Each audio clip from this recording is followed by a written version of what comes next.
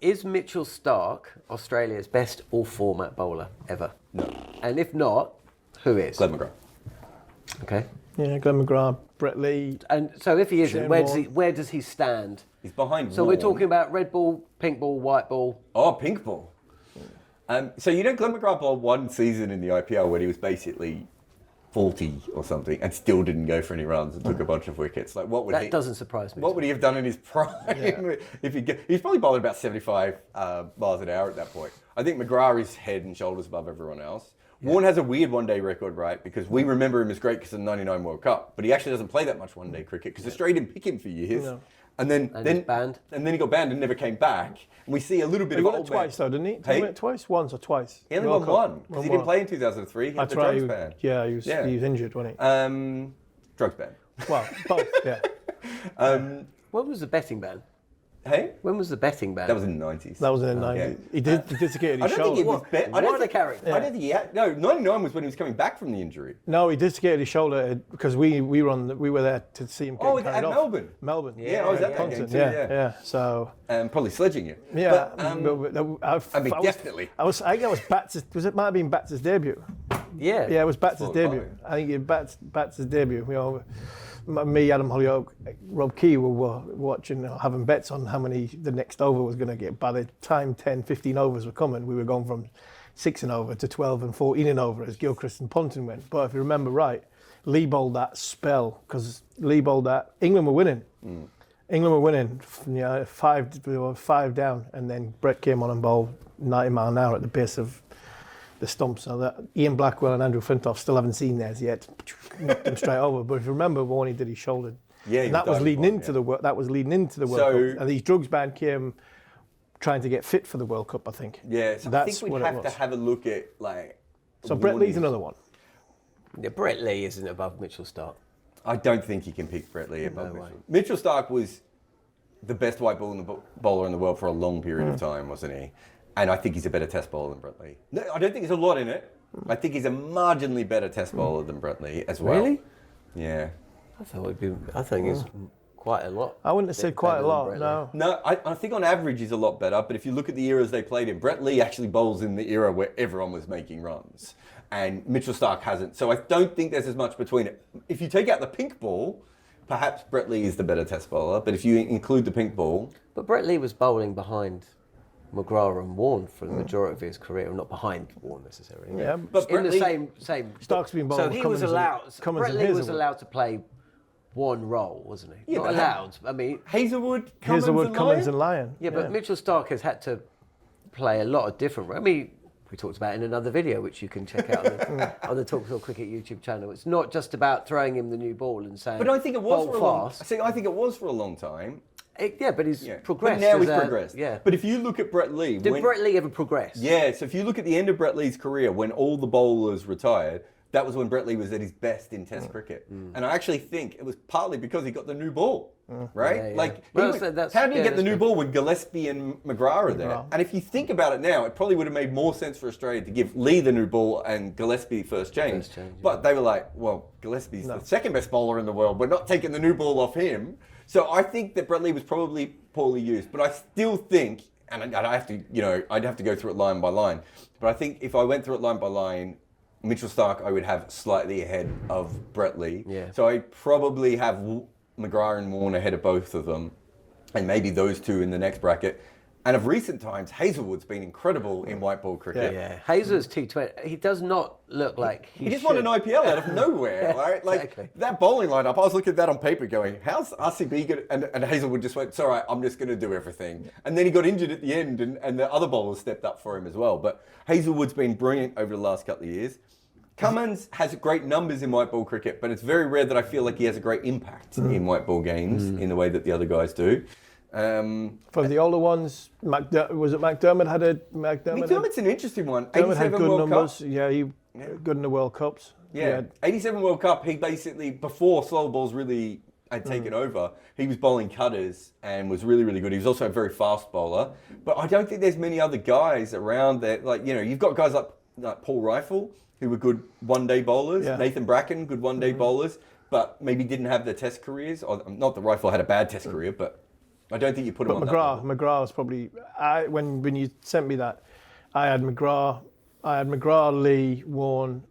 You had Lee Cummins. ahead of Warne. No. Oh. These are the names I've written down. Woo! McGrath, Lee, Warne, Cummins, Hazelwood, Starc, McDermott. I didn't write Rifle. That I miss. What about Lily? I think Lily. I was about to say Lily's the other one. Yeah. Lily doesn't play a lot of white ball cricket because a lot of it is played in the World Series cricket. Yeah, Paco. But if you look at his stats, I think Lily was a great as well. But he's maybe, I don't think, I'm not sure it's enough to get him. It's probably enough to get him above Craig McDermott and Rifle and that level. Yeah, definitely. But I'm not sure it's enough to get him past the others. So we are talking pretty rarefied air for Mitchell Starc. Yeah. He's probably one of the best all-format cricketers of all time. Yeah. Realistically. Yeah. I think people have forgotten that peak Starc, if you look at the 2015 to 2019 World Cup period in white ball cricket, he was the best bowler in the world in one-day cricket and T20 cricket. And if between 2013 to 2015, he was unplayable in Test cricket as well. And now he's back. He's had little periods where he's been average, but overall as a career, I think he's been phenomenal. I also think, from Mitch's point of view, big moments in big games in whether it's red ball cricket, white ball cricket. I think he has contributed to his team's victories in big moments. So for me, he takes big wickets. That's what I'm saying. Right? That's what I'm saying. Moments, in big moments, he has big wickets. I think in that he has big moments because he does take big wickets. World Cup finals, Brendan first McCullum. over. Yeah. World Cup final, even in Ashes 2019 first when they went overs. very good, when he went through Ben Stokes in that World Cup game as well. If you go back through, he's had lots of moments where he's been incredible with the old ball. He's also, it's fair to say that bowling changed around him in a way that it didn't for Brett Lee or Dennis Lilly or Glenn McGrath, right? Yeah. Maybe a little bit for McGrath because the slow balls got bigger as his career went on. But if you look at Starc, they were like, mate, you're big, tall, and you swing the ball, and then later on you bowl reverse swing, you'll be fine. And by the end of his career, everyone's bowling the wobble ball, and reverse swing's almost dead, right? So he's had to evolve with that in a way that some of those other bowlers didn't quite have to evolve with monumental changes during their career. I think that's a huge plus. Plus, at his age, he shouldn't be bowling fast. Well, see, that's the other thing as well that you've got to factor in. He's seemingly getting better. Range. Yeah. Which doesn't and shouldn't really happen. Yeah, he's had a bad couple of years in white ball cricket, so it'd be interesting to see if this form that we're saying, this new version of Mitchell Starc should be great in white ball cricket as well. That's the thing I'm waiting to see. But again, he's found a formula. He's found a process that he goes through, and he's simple process. He's moved one format of the game out. He knows how to get the best out of his body, and this is, throwback to England. He is a bowler that knows his game. He's a bowler that understands his game. He's a bowler that knows the plans he's trying to execute. It doesn't always happen, but at least But once you get confidence going, and you'll get on a crest of a wave, you don't want to stop playing. You don't want to stop playing. As a bowler, it's like, bring on tomorrow. I know he's not playing at this moment in time after the Ashes. I would imagine he'd be desperate for a game of cricket because the way it comes out of his hand at this moment in time, he'd be feel as though he'd be to close his eyes, let it go, and he'll still be a threat. Can I ask you a question, John? Yeah. Is this Starc's Ashes? Oh, do you know what? You just reminded me of a question I was going to ask you guys. I think it's Head's Ashes. I think Starc was rightly. I think it's Agger's Ashes. Agger's Ashes. I think Agger's has been brilliant. Honestly, I think he is absolutely. I haven't heard his comms because obviously I can't. I think he's nailed it. He's been consistently right from beginning to end, but that's not the question. Do I think it's Starc's Ashes? It's a real tough one, but yeah. Because I think one of Head's big innings comes after, doesn't it? They've already won. I think all of Starc's comes from the first three live matches. I think his innings in Perth, Head's innings in Perth was the one that really put England under the pump. But if Starc doesn't take 7 for in the first innings they're chasing 350. Yeah, but just the way he played, he played in that moment. I also think it's Carey's Ashes. Yeah, I think the way he played in that moment for me just makes it. But I agree with whoever the adjudicator was. Starc was player of the series, but I think it was Head's Ashes. I don't know how those two things. I can't work out how that could be. Because I think I know consistently Starc put England under more pressure, and the wickets that he took, but I think battle scars and the way England were looking at Travis Head, I think they were looking more at Travis Head in trepidation than they were at Mitchell Starc. So for me, that's why I've gone Heads Ashes. You name me Australia's number one bowling lineup in the history of the game, red ball. Right now, if you were putting it together, and you can factor in the variety, who is in my lifetime? No, ever. Who is your four-man lineup? I mean, pretty much, yeah, in your lifetime, because that's where the best bowlers have been, pretty much. Well, you've got to go McGrath. You've got to go. Is he in your? You've got to go McGrath. You've got to go Warne. So there's two. So you're only picking two. I still think Cummins might be in there. It's yours. You tell me. Cummins might be in there. I didn't see Lily a great deal. I didn't see Lily in that. So Lily probably should be in there. But if I'm seeing who I've seen, I mean... Forget the captaincy stuff. No. Or the batting. I mean, your top four Australian bowlers. I mean, Jason Gillespie was, when he was on, he was one of the very, very best. But... All right, well, you're thinking. Jarrod, your four, you're putting together your test four. Yeah, so the first two's easy. And then if you want one more seamer, we got two more seamers. Well, wait. Ooh. Because there is... Shane Watson. Because you also have... I know this is going back a little bit before Harmison, but there was a guy called Keith Miller who had a bowling average of 22 and also could bat. So if he's in the side, that changes who your four bowlers are a little bit. I want modern way of looking at it. Okay, you've got your Cameron Green or your kind of your Shane Watson or your whatever. You've got your Cameron Green or your Keith Miller, similar guys. No, I'm not saying Keith Miller. I'm just saying your four. Okay, just bowling is your bowlers. I'm not interested in batting. All round. My fourth would be Lily. It would have to be Dennis Lilly.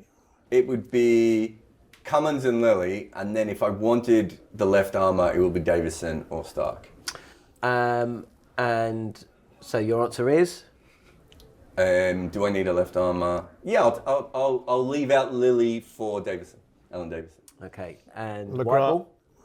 White ball would be McGrath, Starc, probably Warne again. We're only doing four bowlers here, aren't we? Yeah, so I think McGrath and Starc would take the white ball, then Lee and Warne, off the top of my head. Yeah. White ball? Yeah, I'll be the same. I would Starc with left arm option, McGrath, and the one that the sort of the middle over backroom round would be Brett. Yeah. And pink ball? Mitchell Starc 5 times, 4 times. Yeah. Where does Mitchell Johnson fit in this? He's a fantastic cricketer, but he's not better than Dennis Lilly. No. So Stark's up there because he gets into your pink ball team, your white ball team, and he's your spare. He's not far away from. He's probably in the squad. I mean, it's between him and Davison. He's probably also outdone by the fact that Davison could bat about the same as Starc could as well. So you get a little bit of batting there. Davison had a bowling average of like 21, right? And was a Macram 40 years before was a Macram. Right. So I'm not arguing about his inclusion. But Starc is very close to the red ball side, and I'm not sure he's a better bowler than Hazelwood or Gillespie, but because of the left arm and the bounce and the height, I think Mitchell Johnson's incredible. But Mitchell Johnson was incredible for a very short period of time. Yeah. So if we had Shield Berry on because he did the top 30 bowlers of all time, fast bowlers of all time. I think he had Mitch Johnson in the top 10 or something, didn't he? But what you're asking, who is the best bowler? You know, are we asking who was the best bowler of bowling one series, one spell, That's what I was going to say. Is it over a career? Or is it over a career? I'm asking who's in your team. Who would you want in your team? If you're going one-off test match. If you're going peak, I think Mitchell Starc goes all the way back up to the top there. If you're going one-off test match. More than I would like maybe even Lilly or Cummins. Because when he does what he does, he takes so many wickets with the new ball, right? I honestly... watching some of the Ashes, and I had been up all night, like we all had, but honestly, there was about at least 10 occasions I watched Mitchell Starc bowler a non-wicket-taking delivery, which I thought was perhaps the best ball I'd ever seen. It is incredible. There were some of the ones where he was beating Ben Duckett by like a foot and a half. It was and wasn't Ben Duckett 5 minutes ago one of the best opening batters in the world? And now he's not in the same postcode as the ball. Even in the match where England won, some of the deliveries which Ben Duckett missed by that much, which were bowled left arm, high release, pitched up, swung a foot, And piss. 92 miles an hour. I thought, maybe I'm delirious here, but he is bowling impossible. They're too good. They're actually too good for someone to get a bat on it. You'd have Bumrah, Wazir Akram, Waqar Younis, Mitchell Starc. Malinga? In white ball. No, just in terms of mental delivery. When they bowl a ball, that there's It's just just not ridiculous. much you can do. Rabada? Imran Khan back in the old days as well. See, I think Rabada's best ball is just, it's back of a length seaming away. Yeah. I don't know if it's as... You don't watch Pat Cummins bowl and think, that is the best ball I've ever seen bowl. Alan Donald might be one. Yeah. When he was bowling those hooping out swingers that are pitching on leg stump and taking off stump. Dale Steyn. Steyn actually would be there too. Steyn, yeah. Some guys just bowl those ridiculous deliveries, don't they? Do you remember the one? Was it when Ryan Harris hit the crack and everyone went crazy? Yeah. But it's a crack. Mitchell Starc seems to do that without crack sometimes. That's through the air. Yeah.